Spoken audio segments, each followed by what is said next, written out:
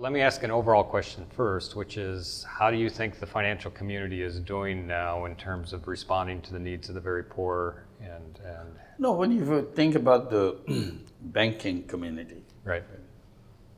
they remain as immune as ever. Yeah. This can be just tiny little thing, public relations thing, but it's not part of their business. And probably they will never be able to get in there because this is something comes from a completely different direction. So we have to look at the alternative way of looking at it. And we are talking about the social business, business which is linked from the personal profit making. So we have to build it up as a part of the social business building. The microfinance will be like that.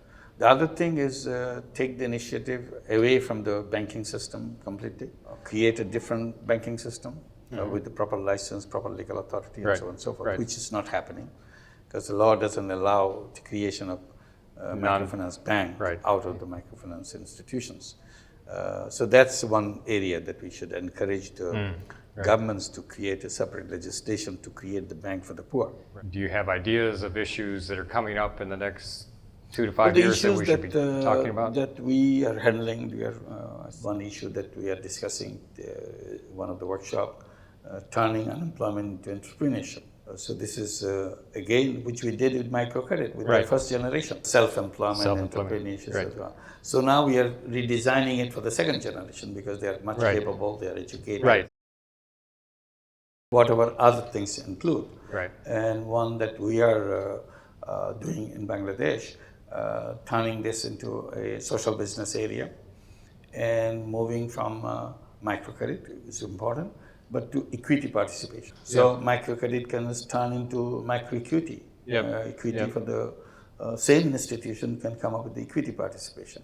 And how do you do that? How equity participation is more difficult, it's a lot more involved operation and so on. So this would be one challenge. You have to generate that capacity to handle those kind of things because unemployment is not going to disappear right away. But we have to address that. And unemployment is a bigger issue of the poverty. That would be one area that I see gradually I think we should be focusing on and how microcredit can play in it, how equity can play a role in it, how social business can play in it. And that way, as we move forward, the distance between social business and microcredit will become shorter and shorter, smaller and smaller. That way we'll see these are the same thing done in two different ways. Yeah, because microfinance would be one type of social business. So supports other types of social business. So by social business, you are including microcredit and many other things to be addressed. So you have a broader picture into it. So that's I see as a direction, at least that's the direction I'm trying to move forward in that. Unemployment is the core issue. So if you can solve that, if you can solve the problem of this relying on the state dependence, you create options. So you come out, you have exciting things, entrepreneurship is the answer to that.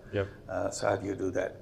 So it should be, our aim would be zero dependence on the state for personal life.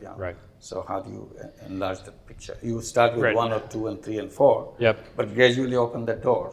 How make it happen? Microcredit can help, social business can help you create a business to solve that problem. To get out, this is my business to take 5 unemployed or state-dependent people out of the state dependence. That's my social business.